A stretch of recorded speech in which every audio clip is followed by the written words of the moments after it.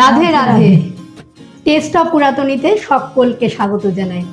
আজকে আমরা নিয়ে চলে এসেছি আবার একটা নতুন ভিডিও রেসিপি, এবং আজকের রেসিপিটা কিন্তু একদম অন্যরকম, এবং আজকে থাকবে পরপর দুটো রেসিপি, তাই কেউ কিন্তু মিস করবে না। এবং আজকে হচ্ছে পুরোটাই কিন্তু একটা সুইট ডিশ, এবং যেটা আরবিয়ান ডিশ।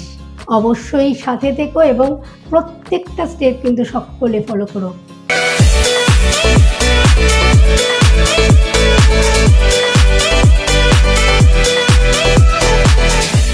আচ্ছা, এই দুই রকম মিঠাই বানানোর জন্য আমাদের প্রথমে নিতে হবে সুজি। আর সুজিটা আমি এখানে নিয়েছি একটা মেজারিং কাপের 1 কাপ সুজি নিয়েছি। তোমরা যদি মনে করো যে মেজারিং কাপ নেই, তাহলে তোমরা একটা বাটির মাপ করেও কিন্তু দিতে পারো, কোনো অসুবিধা নেই। আমি এখানে মেজারিং কাপের 1 কাপ সুজি নিয়ে নিয়েছি। এই সুজিটাকে আমরা কিন্তু একটুখানি হালকা আছে ভেজে নেব।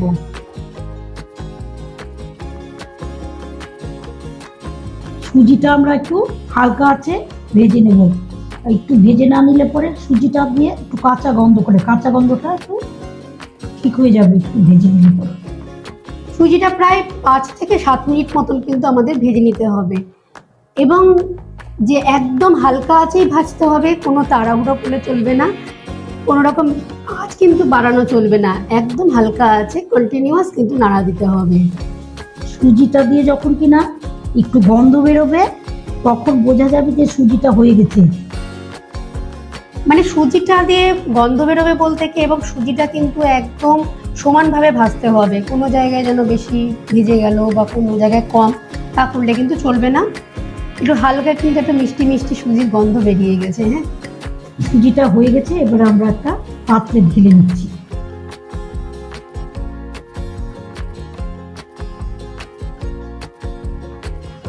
একটা মিক্সিং বোলের মধ্যে আমি 1/2 কাপ এখানে গুঁড়ো দুধ নিয়ে নিচ্ছি। মানে যে পরিমাণ সুজি নেবে তার অর্ধেক পরিমাণ আমাদের লাগবে গুঁড়ো দুধ। 1 কাপ পরিমাণ, মানে যে পরিমাণ সুজি সেই পরিমাণ এখানে রুম টেম্পারেচারে লিকুইড দুধ। এবার এটাকে ভালো করে আমরা একটু মিশিয়ে নেব।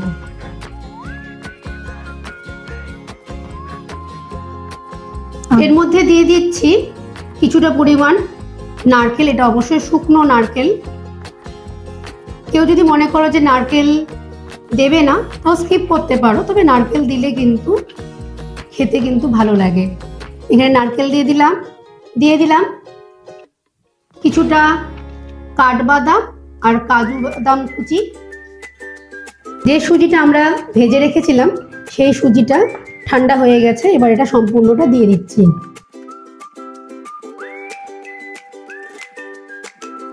এর সাথে দিচ্ছি 2 টেবিল চামচ চিনির গুঁড়ো চিনিটাই কিন্তু এখানে ব্যবহার করবেন। আর দিচ্ছি সামান্য পরিমাণ এলাচ গুঁড়ো,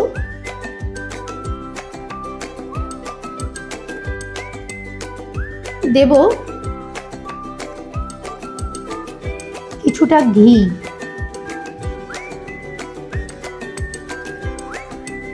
ঘিয়ের বদলে তোমরা সাদা তেল ব্যবহার করলেও করতে পারো বা মাখন ব্যবহার করতে পারো। যে মাখনটা কিন্তু অবশ্যই আনসল্টেড থাকতে হবে। 2 চামচ বেকিং পাউডার,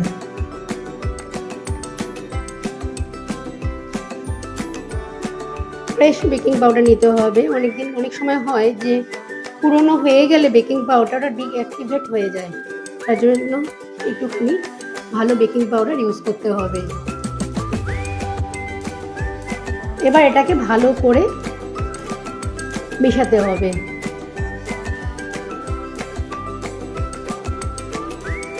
ব্যাটারটাকে আমরা ভালো করে মিশিয়ে নিচ্ছি, এবং এই ব্যাটারটাকে এবার আমরা 10 মিনিট রেস্টে রেখে দেবো, যাতে সুজিটা যে পরিমাণ লিকুইড অ্যাবজর্ব করে নেবে।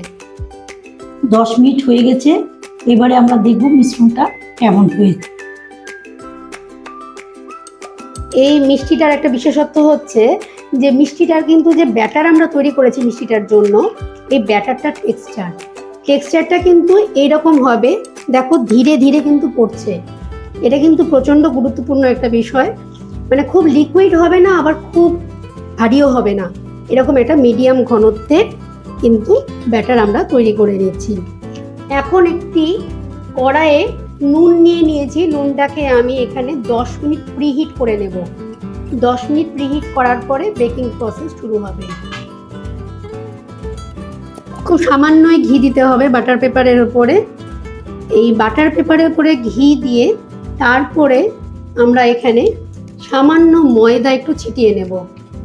এই ময়দাটা ছিটালে কি হবে, যে মিষ্টিটা আমরা বানাবো সেই মিষ্টিটা কিন্তু পুড়ে যাওয়ার কোনো সম্ভাবনা থাকবে না। কিছুটা ময়দা ছিটিয়ে নিয়ে যে এক্সেস যে ময়দাটা সেটা আমরা বাইরে ফেলে দেব। আর যে ব্যাটারটা আমাদের তৈরি হয়েছে সেই ব্যাটারটাকে আমরা এই পাত্রে ঢেলে দিচ্ছি। পাত্রের মধ্যে ধীরে ধীরে দিয়ে দিচ্ছি।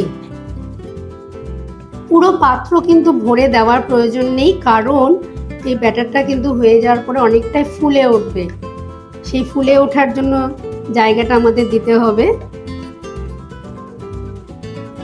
হয়ে গেছে। এবার এই পাত্রটাকে ভালো মতন ট্যাপ করে নেব যাতে কোনো এয়ার বাবলস না থাকে। এবারে নুনটা কিন্তু গরম হয়ে গেছে। ভেতরে একটা স্ট্যান্ড দিয়ে আমরা ব্যাটারটা বসিয়ে দিচ্ছি।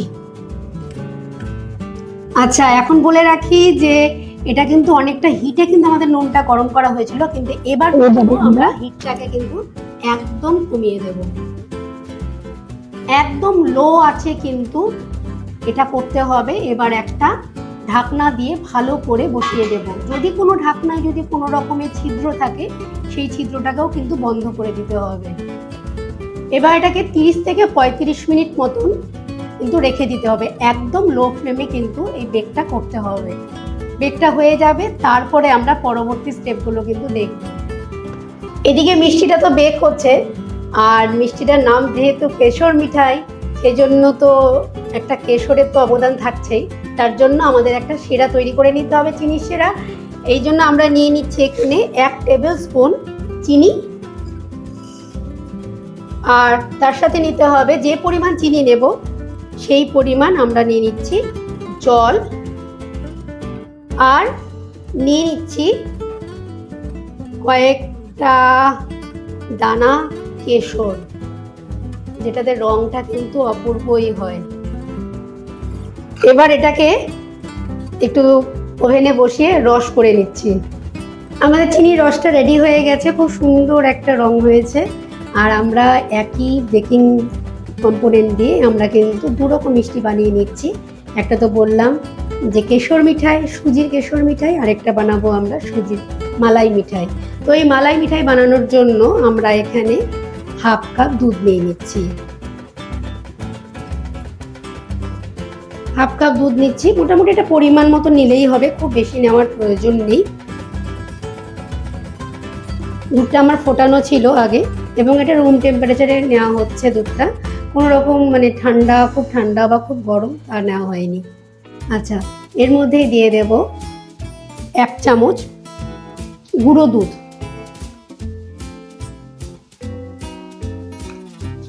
আর দিয়ে দেব কয়েকটা কেশর। এটাকে আবার একটু ফোটাতে হবে, ফুটিয়ে গাঢ় করতে হবে। 35 মিনিট হয়েছে। এবারে দেখব আমাদের জিনিসটা কেমন হয়েছে। বাহ, খুব সুন্দর হয়েছে। একটু দেখে দেখো, একদম ফুলে উঠেছে, ফুলে উঠেছে। এবং একটা চাকু দিয়ে কিন্তু আমরা এটা টেস্ট করে নেব, যাতে দেখে নেব যে চাকুর মধ্যে কিছু লেগে যাচ্ছে কিনা। কিছু লাগছে না। বন্ধ করে দিলাম আঁচটা। এবার একটা চাকু দিয়ে দেখে নেব যে ভেতরে কোনো কাঁচা নাই তো। দেখো, কোনো কিন্তু লেগে যাচ্ছে না এখানে। খুব সুন্দরভাবে ফুলে উঠেছে।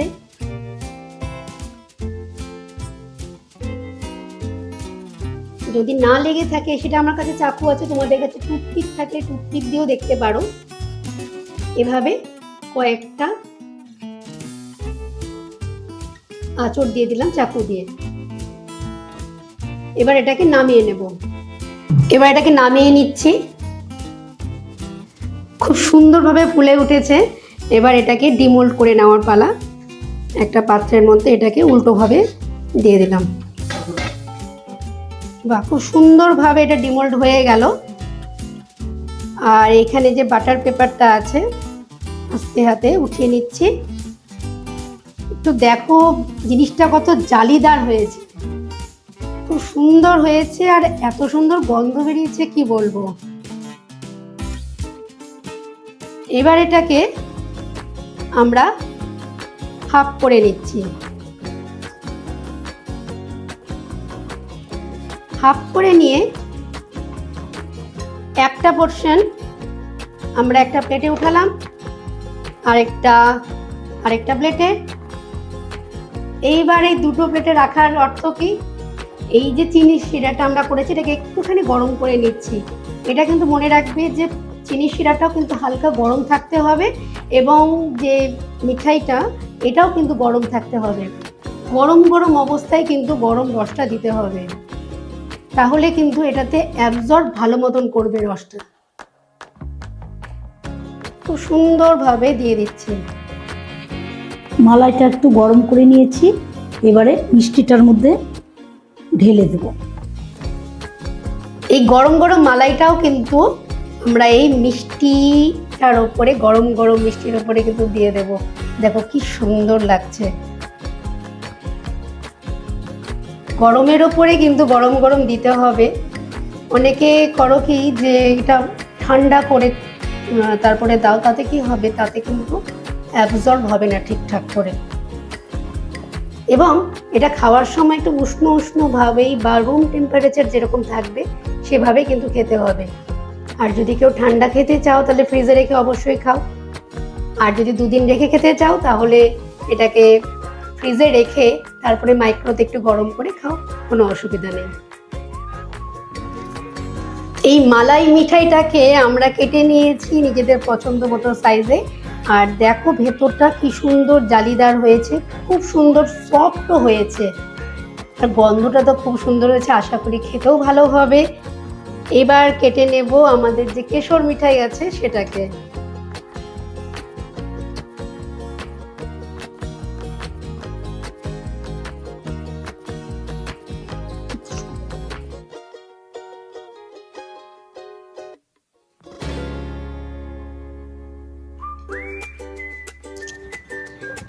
এবার এই মিঠাইগুলোকে আমি একটু কাজু কিশমিশ দিয়ে সুন্দর করে গার্নিশিং করে দিচ্ছি। গার্নিশিং করলে কিন্তু খুব সুন্দর লাগে। কারোর কাছে গোলাপ ফুলের পাপড়ি থাকলে সেটা দিয়েও করতে পারো। আমার কাছে গোলাপের পাপড়ি ছিল না, তাই আমি এটা দিয়ে করছি। এবং দেখো চিনির রসটা কিন্তু পুরোটা অ্যাবজর্ব করে নিয়েছে। খুব সুন্দর একটা মিঠে মিঠে একটা গন্ধ বেরিয়েছে। তৈরি হয়ে গেল আমাদের সুজির কেশর মিঠাই আর সুজির মালাই মিঠাই। অপূর্ব সুন্দর একটা গন্ধ বেরিয়েছে আর কি সুন্দর দেখতেও হয়েছে। একদম স্পঞ্জ, খুব নরম তুলতুলে। আর দেখলে যে কোনো রকমে কিন্তু ময়দার ব্যবহার ছাড়াই কিন্তু এত সুন্দর একটা ডিশ কিন্তু আমরা তৈরি করে ফেললাম। তোমরা কিন্তু অবশ্যই ট্রাই করে দেখবে, আশা করি ভালো লাগবে। আর তোমরা কে কে দেখলে ট্রাই করে অবশ্যই আমাদেরকে কমেন্ট বক্সে জানিও। আর আমরা পরবর্তীতে আরও নতুন নতুন ভিডিও রেসিপি নিয়ে আসছি। প্রতিবারের মতন আবারও বলছি, আমাদের চ্যানেলটাকে লাইক কমেন্ট শেয়ার করতে কিন্তু তোমরা ভুলো না। অবশ্যই সাবস্ক্রাইব করে রেখো আর পাশে থাকা বেল আইকনটি কিন্তু টিপে রেখো।